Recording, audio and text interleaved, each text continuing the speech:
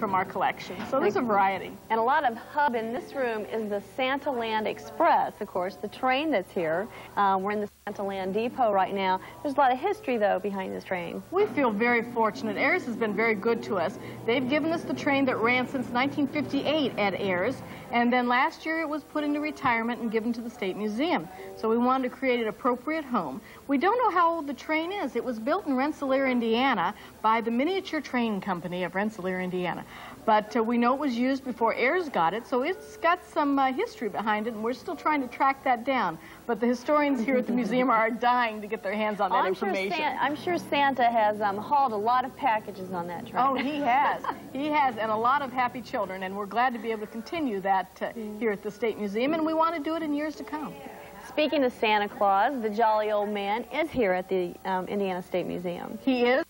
The train, and people can see him and the train Monday through Saturday from 10 until 4, and Sundays from 1 until 4. And he's here the whole time, and glad to take anybody's list back to the North Pole with him, and then he can also give some to the elves, and they can whip it up at night.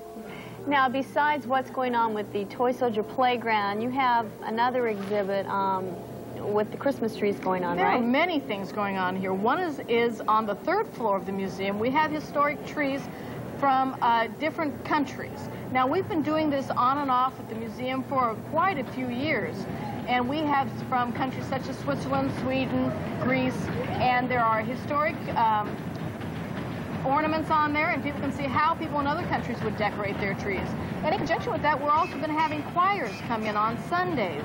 And from 1 until 3, there'll be different choirs singing here in the museum. And also on the 23rd, which will be the last day the train will run. The exhibit itself will stay open through the 6th of January. Oh, good. But the train runs just as long as Santa's here, and he has to leave after the 23rd to get... That's right. He's got to get back to the North Pole, get those toys packed, and of course, he's got that historic ride he makes every year on the 24th. He's got to get those toys out. And then on Saturdays here, we have Renelda Sharp, who is a superb storyteller.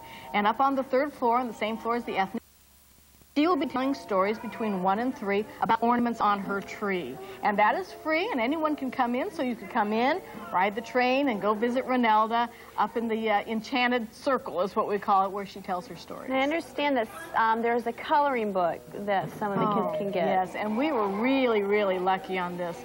There are so many talented Indiana artists, and we contacted different ones who have contributed to the coloring book. Garfield is in there, USLA Acres, Nancy and Sluggo, Raggedy Ann and Andy, all of whom come from Indiana natives. So we feel very fortunate they've donated that, and that's a gift Santa's giving to all of the children who come through here. Whether you ride the train or not, if you just want to go in and wave at Santa, so you can see Santa whether or not you ride the train. Absolutely. He wants to talk to as many children as he can. And we are glad that on the back of that it gets a little history of each of the artists in the coloring book. And you know, everybody here loves a train ride.